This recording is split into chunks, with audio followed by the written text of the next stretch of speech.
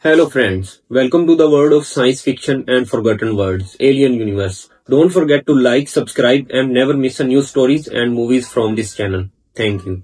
The moment the announcement echoed through the academy halls, any violation will result in immediate expulsion. It was not a threat. His tall, obsidian frame shimmered with faint cosmic light, and his silver eyes glowed brighter than star engines. Across 14 star systems, his name meant one thing: obedience. Students did not question him, teachers did not challenge him, and enemies did not survive him. But today felt different.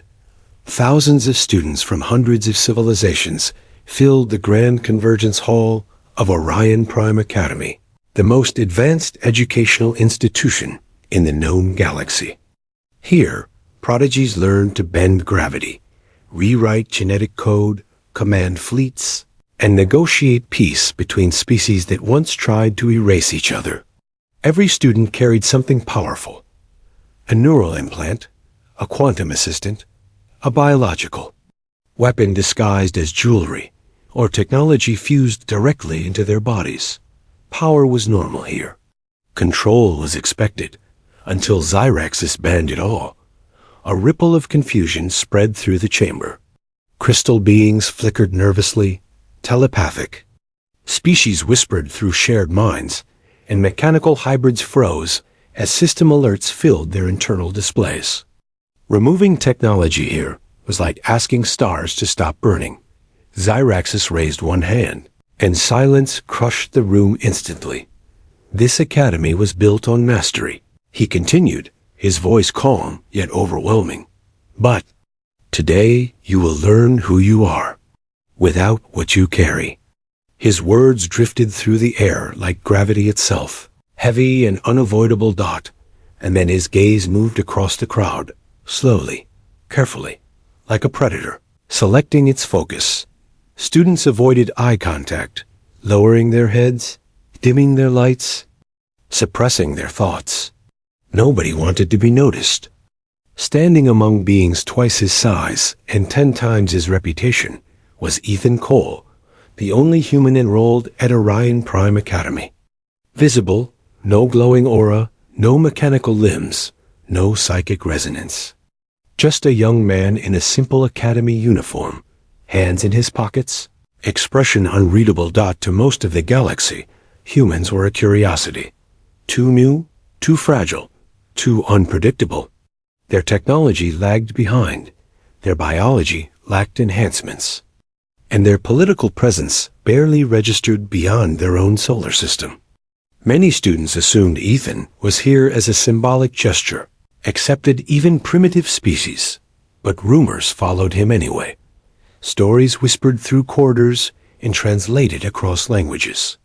Stories of simulations where Ethan survived scenarios designed to eliminate entire civilizations. Stories of negotiation classes where professors lost arguments they themselves had written. Stories of training exercises where Ethan failed repeatedly, yet somehow forced victory conditions. No one else even noticed. No proof. Only whispers. Zyraxis studied him now, eyes narrowing by a fraction. It was the first visible reaction the headmaster. His voice cutting through the chamber. Thousands of heads turned instantly. Ethan tilted his head slightly, as if he had expected this moment long before anyone else realized it was coming. Yes. Headmaster? He replied calmly. A murmur spread like static across the hall. Speaking directly to Zyraxis without fear was rare. Doing it without hesitation was unheard of. You understand the directive? Zyraxis asked. No technology, Ethan answered. No weapons, no hidden devices. Complete compliance. And you accept it? Ethan paused for half a second, not out of fear, but thought. I accept the rule, he said finally. But I'm curious about the lesson behind it. A sharper ripple of whispers erupted. Curiosity toward Zyraxis often led to disciplinary memory wipes or academic exile. Yet Ethan's tone held no challenge, only genuine interest. Zyraxis floated. Closer, descending until his presence pressed against the assembly like atmospheric pressure. The lesson, Zyraxus said quietly, is that power borrowed is power lost. When stripped of tools, identity remains. Ethan nodded slowly, as if confirming a theory already forming in his mind. That makes sense, he replied. Then today should be very interesting. Several students exchanged glances. Interesting was not the word anyone else would have used. Terrifying, confusing, unfair, yes. Observing Ethan with an intensity normally reserved for battlefield commanders. Something unspoken passed between them, something invisible to everyone else, yet impossible to ignore. Finally, Zyraxus rose back into the air and addressed the chamber once more. All students will proceed to evaluation sectors. You will complete adaptive trials without technological assistance. Survival, strategy, cooperation, and identity will be measured. Remember, any violation results in immediate removal. Lights shifted, pathways opened, gravity lanes activated. The trials were beginning. Students began moving, some reluctantly disconnecting implants, others surrendering equipment to hovering drones, many struggling with sudden vulnerability. The academy had never felt so quiet, so exposed, so uncertain. Ethan remained where he was for a moment longer. As the crowd thinned, he glanced up toward the headmaster, who still watched from above. Their eyes met again, not as authority and student, but as two players recognizing a game neither had fully explained. Then Ethan did something small, so small that most observers missed it completely. His right hand shifted slightly inside his pocket. No device appeared, no glow escaped, no alert triggered, just a subtle movement, and the faintest hint of a smile. Because while the Galactic Headmaster had banned all technology, all weapons, and all hidden devices, there was one thing he had not banned. And Ethan Cole knew it. As he finally stepped forward toward the evaluation sector, a single thought echoed in his mind. A thought that, if spoken aloud, would have shaken the academy long before the trials even began. Rules only matter when you understand what they cannot control. And somewhere high above the chamber, Headmaster Zyraxus watched the human disappear into the corridor, his glowing eyes dimming with something dangerously close to anticipation. For the first time in many cycles, Orion Prime Academy was not preparing to test its students. It was preparing to discover what the human had brought with him, even without bringing anything at all. The evaluation sectors of Orion Prime Academy were not classrooms. They were controlled realities, engineered environments, capable of simulating disasters, wars, diplomatic crises, and survival scenarios across thousands of planetary conditions. Normally, students entered these trials supported by advanced neural systems, tactical assistance, or biological enhancements that allowed them to process information faster than light-speed calculations. Today, all of that was gone. As Ethan stepped into Sector 12, the transition was immediate. The smooth academy flooring vanished beneath his feet, replaced by cracked stone stretching toward a horizon covered in red dust. A dim sun hung overhead, flickering like it could collapse at any moment. The air tasted metallic, dry, unfamiliar. A voice echoed through the empty landscape. Adaptive trial. Resource collapse scenario. Objective: survive and secure extraction signal within 6 hours. Ethan blinked once, adjusting to the sudden silence that followed. No digital overlay appeared in his vision. No interface offered maps or metrics. Just wind, dust, and uncertainty. Around him, other students materialized one by one. A crystalline entity named Tullar immediately emitted pulses of light, attempting to activate internal scanning systems, but nothing responded. The insectoid warrior Krell flexed his armored limbs in frustration as his combat subroutines failed to load. A telepathic pair from the binary world of Virel attempted to connect minds, only to experience blank isolation. Panic did not erupt. Loudly, it spread quietly, like temperature dropping before a storm. This is inefficient, Krell clicked sharply. Combat cognition unavailable. Environmental analysis unavailable. How are we expected to function? Talar flickered dimly. My species relies on harmonic resonance mapping. Without it, spatial awareness is reduced by 80%. The Virel twins spoke simultaneously, their voices trembling without mental synchronization. We have never operated independently before. Their words layered over the empty wasteland, creating a chorus of discomfort. Ethan listened without interrupting. He crouched and picked up a handful of dust, rubbing it between his fingers. Grain size irregular. Static charge faint. Temperature warmer below surface level. He looked toward distant rock formations, then at the unstable sun, then at the group itself. We're not supposed to function normally, Ethan said calmly. Several heads turned. This trial removes advantages. He continued. So the solution can't depend on them. Krell's mandibles twitched. Human logic, simplistic. Maybe, Ethan admitted. But we still need water, shelter, and orientation. Complaining won't generate any of those. Silence followed. Heavier than before, Ethan stood and pointed toward a jagged ridge, far across the plain. Elevation gives visibility.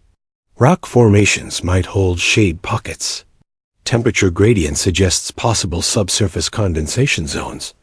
Talar flickered brighter. You inferred this. Visually? And from smell, Ethan said. Air carries mineral traces. The group exchanged uncertain glances. No algorithm had suggested this. No sensor confirmed it. Just observation. Still, standing still guaranteed failure. They began walking. The journey quickly revealed how dependent everyone had been. Krell misjudged distances without targeting optics. Talar struggled with uneven terrain, lacking vibration. Mapping. The Virel twins hesitated constantly, unused to solitary cognition. Only Ethan's pace remained steady. Not fast, not slow. Consistent hours seemed to stretch across the desert, though no one could measure them precisely. The sun flickered erratically, creating moments of disorienting shadow shifts. Heat waves distorted the horizon, turning distant rocks into illusions. At one point, Krell stumbled, collapsing onto one knee. Energy reserves diminishing, he growled. My physiology requires regulated intake cycles. Ethan stopped. Without speaking, he scanned the surrounding ground until he found a cluster of darker stones. He broke one open against another, revealing moist mineral fibers within. Not ideal, Ethan said, handing fragments to Krell, but hydration content exists. Krell stared at the offering, disbelief overriding pride. Slowly, he accepted. Smallest action shifted something inside the group. They were no longer advanced species stripped of power. They were individuals learning again. By the time they reached the ridge, exhaustion had replaced frustration. Yet the elevation revealed exactly what Ethan predicted. Shallow rock alcoves where temperature dropped noticeably. Thin streaks of condensation traced the stone surfaces like faint veins. Water, minimal, but real. Relief spread quietly. As the group settled into the shade, Talar emitted a soft glow. Human Ethan Cole, your species lacks galactic technological parity, yet your adaptive capacity is statistically anomalous. Ethan smiled faintly. Humans spent most of history without advanced tools. You learn to notice small things. The Virel twins sat nearby, speaking in alternating whispers. We feel incomplete without shared cognition. Maybe, Ethan replied gently. But you're still here. That counts. For a brief moment, the trial felt manageable. Then the ground trembled. Not violently, Not dramatically. Just enough to send fine dust drifting from the ridge above them. Krell stood instantly, instincts overriding fatigue. Seismic activity? Ethan looked toward the horizon. The red dust that was rising, not falling. A moving wall of particles. Stretched across the wasteland, growing taller, darker, faster. The unstable sun flickered again, casting the approaching mass into a swirling storm of shadows. Talar dimmed in alarm. Atmospheric event detected visually. Magnitude severe. The Virel twins spoke together, fear returning. Without predictive. MODELING. Evacuation probability is unknown. The storm advanced like a living entity, devouring landscape features as it moved. Wind reached them seconds later, carrying sharp grains that stung exposed surfaces. Krell's voice dropped to a low hiss. We cannot outrun this. Everyone looked at Ethan Dot, not because he was strongest, not because he was most experienced, but because he had been right before Dot. Ethan watched the storm for a long second, mind racing through possibilities, limitations, and the one advantage still available to them. No technology, he murmured. No weapons. No hidden devices. His hand slipped into his pocket again, fingers brushing something unseen. Then he looked back at the group, eyes calm despite the roaring wind growing louder each second. We don't need to outrun it, Ethan said. We need to outthink it. Storm swallowed half the horizon, and as the first violent gust struck the ridge, the trial stopped feeling like an exercise. It started feeling like survival. The storm did not arrive all at once. It crawled forward like a massive living creature, sending smaller waves of dust ahead of its main body, testing the land before consuming it. Wind howled through the ridge openings, turning narrow gaps into screaming tunnels of air. Fine particles struck exposed skin, crystal surfaces, and armored shells with painful precision. Visibility dropped rapidly as the red haze thickened, swallowing the distant horizon until only the immediate rocks around them remained clear. Krell braced himself against the ridge wall. Structural integrity of this formation is questionable. Prolonged exposure will cause collapse. Talar flickered nervously. My body refracts particulate matter poorly. Sustained abrasion risk increasing. The Virel twins crouched together, trying instinctively to reach mental connection that still refused to form. Their breathing grew uneven. We cannot calculate outcomes. We cannot predict survival variables. Ethan listened to the wind for a moment. Instead of their words, it roared. Yes, but beneath the roar was rhythm. Pulses of stronger gusts followed by brief lulls. The storm was chaotic, yet patterned. Everything natural was. He stepped toward the ridge entrance and watched how the air moved around the rock edges, forming swirling pockets where dust slowed slightly before accelerating again. We need to move deeper, Ethan said. Krell glanced into the narrow crevice behind them. That passage may terminate. Maybe, Ethan replied, but storms lose force in confined channels. Another powerful gust slammed into the ridge, sending loose stones tumbling past them into the swirling void below. The decision made itself. They entered the crevice. The space twisted inward like a natural corridor carved by centuries of erosion. Wind still followed, but its fury fractured against uneven walls, breaking into manageable currents instead of overwhelming blasts. Progress was slow. The ground sloped downward unpredictably, forcing careful steps. Talar's crystalline body scraped against rock edges, producing faint sparks. Krell's size made navigation difficult, while the Virel twins hesitated at every turn, anxiety compounding their unfamiliar independence. Ethan moved ahead occasionally, stopping to mark direction using small stacked stones or scratches in softer mineral patches. Primitive navigation, but reliable. Minutes, or perhaps longer, passed until the corridor widened into a hollow chamber. It was not large, but it was stable. The ceiling arched overhead with minimal fracture lines, and only thin streams of dust filtered through cracks. The roaring storm outside became distant, like an ocean heard from underwater. Relief filled the chamber. Krell exhaled heavily. Temporary refuge established. Talar dimmed into a calmer glow. Environmental hostility reduced by 70%. The Virel twins sat against the wall, eyes closed, focusing on independent thought like a newly learned skill. Ethan leaned against the stone, listening again. Not to the storm this time, but to the silence between gusts. Something felt off. Trials at Orion Prime were rarely singular challenges. They layered problems, forcing adaptation beyond immediate survival. Storm alone was too straightforward. Too obvious. Ethan's gaze drifted across the chamber. Rock textures varied subtly along one wall, forming smoother surfaces compared to surrounding stone. Natural, perhaps, or worn by repeated contact. He stepped closer, brushing dust aside. Beneath the surface lay faint grooves, almost symmetrical. FOOTP HS. He frowned slightly. Others have been here, Ethan said. Krell stiffened. Additional participants? Maybe previous trial groups, Ethan replied. But Orion Prime simulations reset environments. Talar flickered brighter in realization. Indication of recurring behavioral pattern. Students seek shelter. Here repeatedly. The implications settled heavily.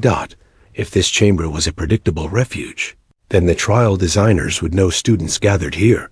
And if they knew, a low vibration pulsed through the ground. Not the storm. This vibration was rhythmic, mechanical in precision, despite the no technology directive. Small stones on the floor trembled, rolling toward the chamber center. The Virel twins opened their shunder. Eyes simultaneously. Something is approaching. Krell's posture shifted into combat readiness out of instinct. Weapon systems unavailable. He muttered with frustration. The vibration grew stronger. Dust drifted from the ceiling as a distant rumble echoed through the corridor they had just used. Something large moved beyond visibility, scraping stone, displacing air, advancing steadily. Talar's glow flickered erratically. Trial complexity increasing. Multi-threat environment confirmed. Ethan's mind raced. A predictable shelter. A pursuing entity. Students stripped of tools. The objective still incomplete. This was pressure. Not physical, psychological. The rumble stopped just outside the chamber entrance. Silence followed. A heavy, dragging sound scraped along the corridor wall, like claws testing boundaries. No creature entered, yet its presence filled the space more effectively than direct confrontation could have. The Virel twins whispered, voices trembling. Why does it not attack? Krell answered quietly, realization dawning.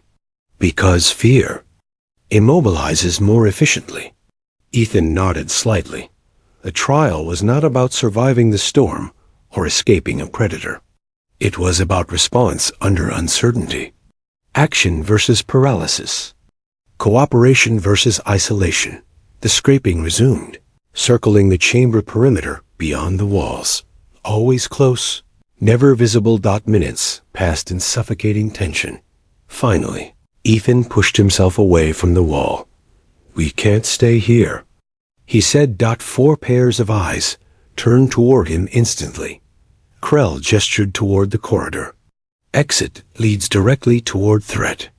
And staying leads to exhaustion, dehydration, and psychological degradation. Ethan replied calmly. TILAR dimmed thoughtfully. Movement probability of encounter remains high. Ethan shrugged slightly. So does staying.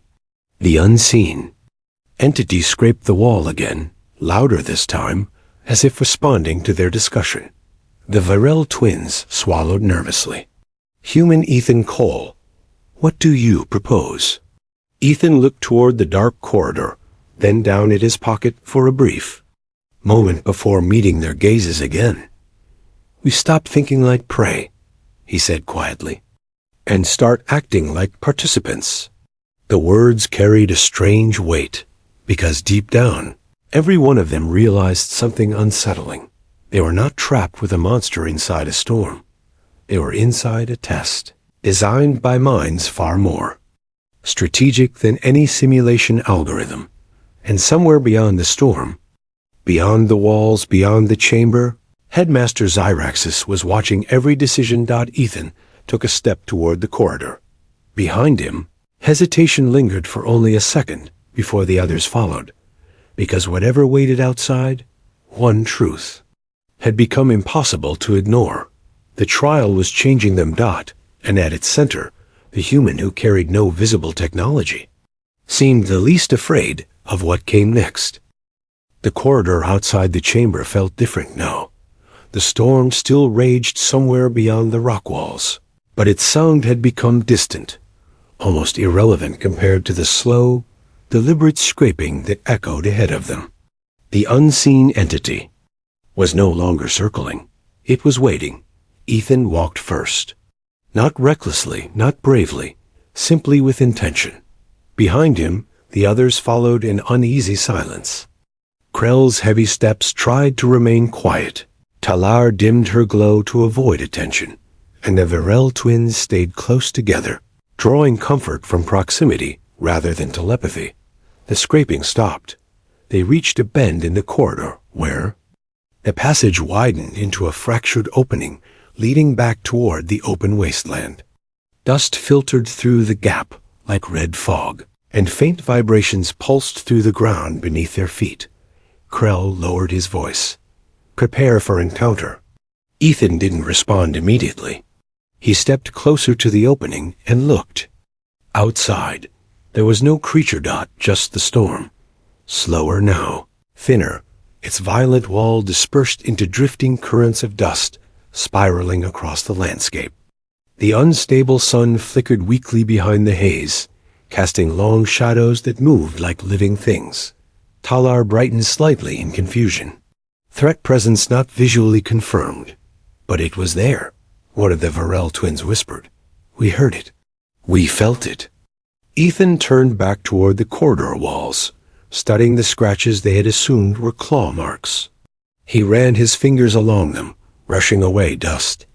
The grooves were too consistent, too evenly spaced, too symmetrical. Not claw marks. Guides. Krell noticed his expression. "Human, what do you perceive?" Ethan stepped away slowly, realization unfolding piece by piece. "The storm forced us to seek shelter," he said. "The shelter created predictability. The predictability created fear of being hunted." The others exchanged uneasy looks. But what if nothing was hunting us? Ethan continued quietly. A heavy silence filled the corridor. Talar flickered uncertainly. Auditory evidence indicated movement. "Yes," Ethan said. "But sound echoes.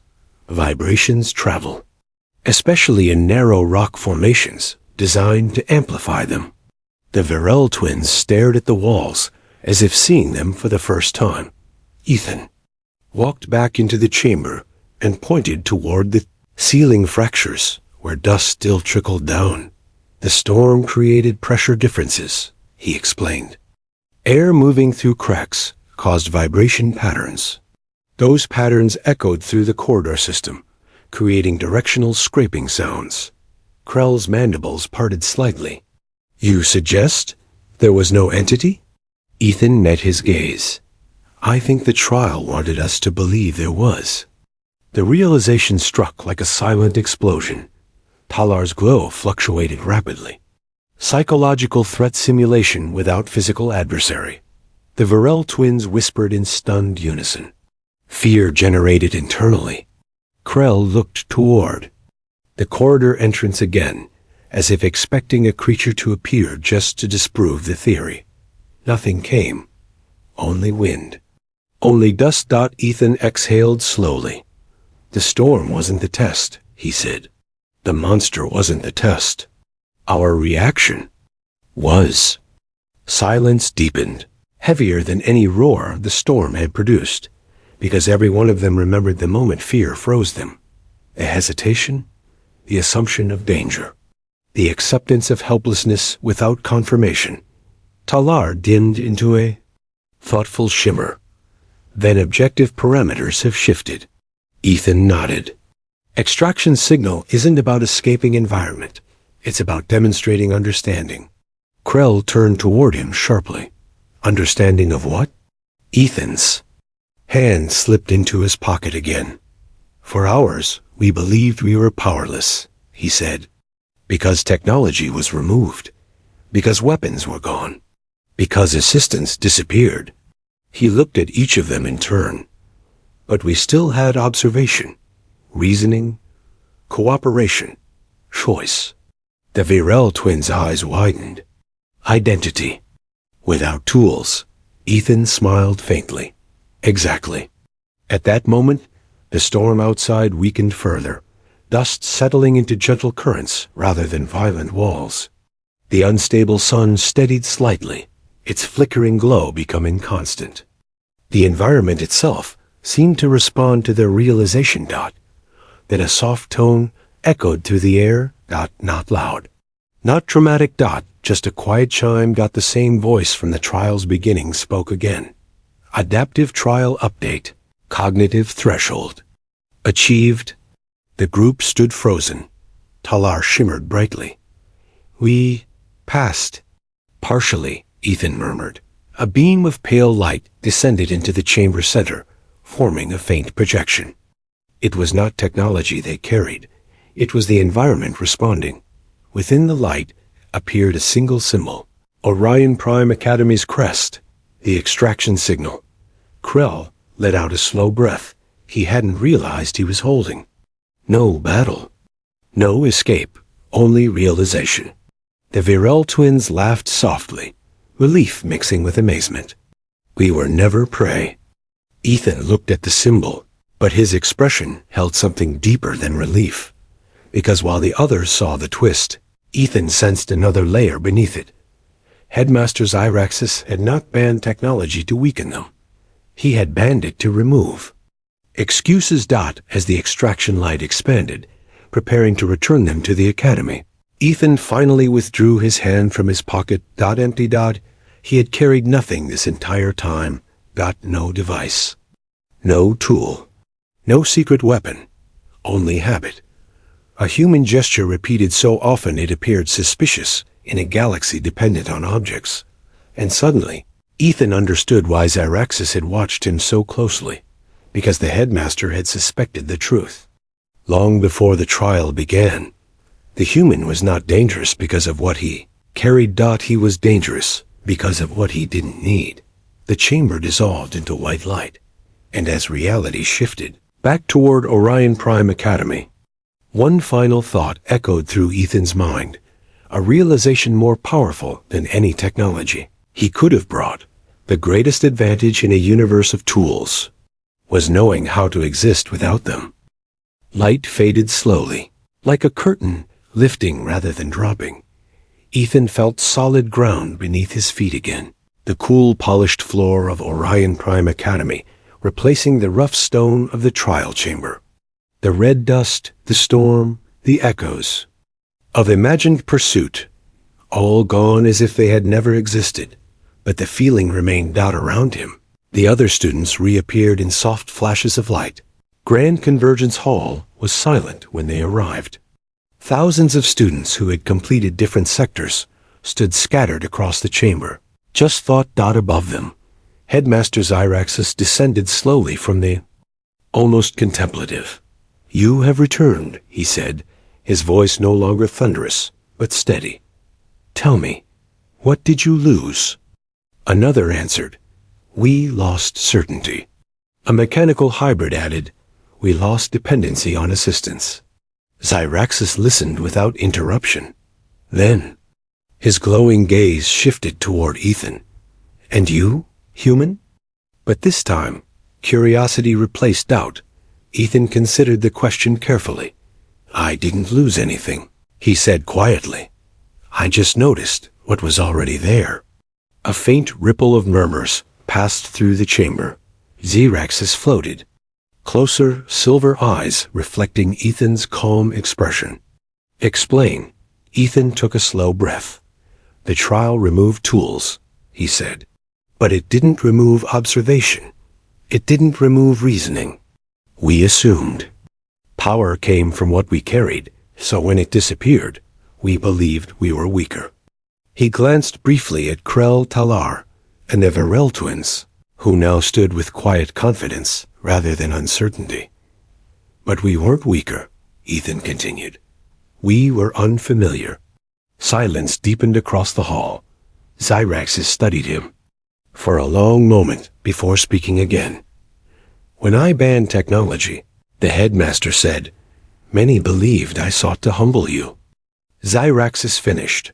The words settled into every corner of the chamber. For cycles, he continued, this academy has produced individuals of immense capability.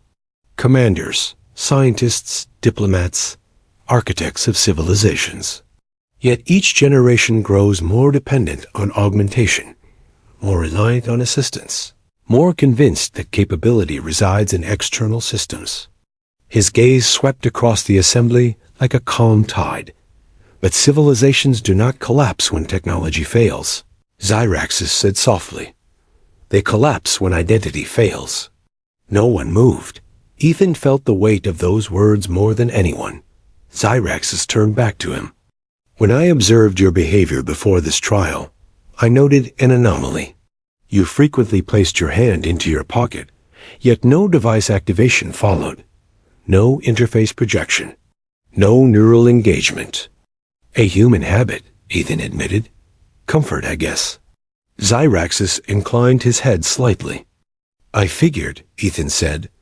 And yet, Xeraxes continued, you carried nothing. The hall remained silent, but the atmosphere shifted, not toward surprise, but recognition. Xeraxes' voice softened further. You entered a galaxy. That measures worth by enhancement, yet you demonstrated capability without it. Tell me, human Ethan Cole, what did you reach for when you placed your hand into your pocket? Ethan paused. The question sounded simple, but its meaning ran deeper. In any trial scenario. Finally, he answered, myself. The word echoed softly through the chamber, louder than any declaration could have been. Xeraxes closed his eyes for a brief moment. Was allowed, the headmaster said quietly. I wondered who would still arrive prepared. He opened his eyes again, gaze calm and certain. It appears one of you already was. Instead, it illuminated something within everyone present. A shared realization that preparation was not equipment. It was mindset. Around the hall, students stood straighter. Krell's posture carried confidence, independent of combat systems. The Varel twins exchanged smiles, comfortable in separate thoughts.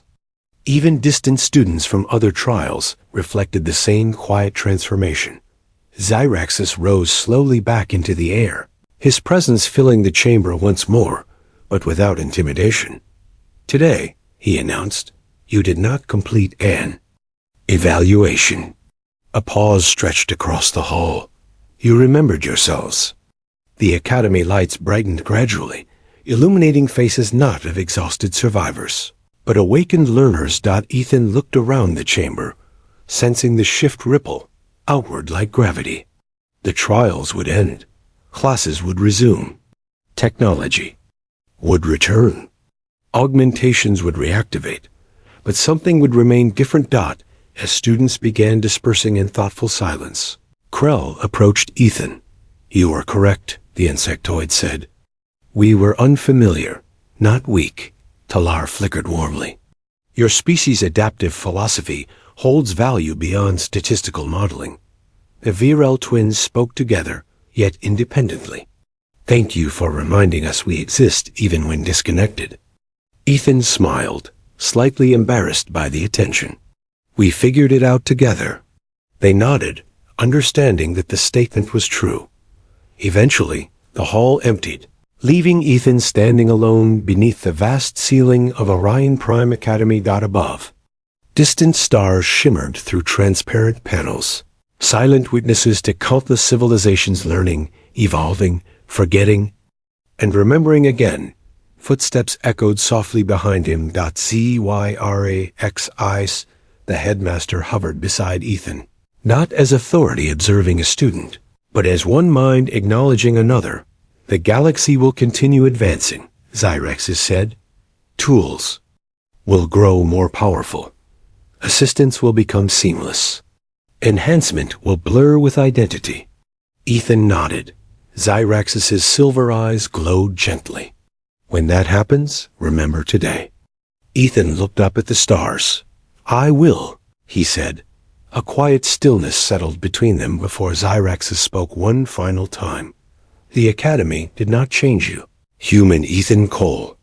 Ethan tilted his head slightly. You changed the Academy, Xyrexes finished. The words were not dramatic. They were simple. Certain, Xyrexes ascended into the shadows once more, leaving Ethan alone beneath the endless stars. After a moment, Ethan slipped his hand into his pocket again. The same small, ordinary gesture that had sparked suspicion. Across an entire galaxy.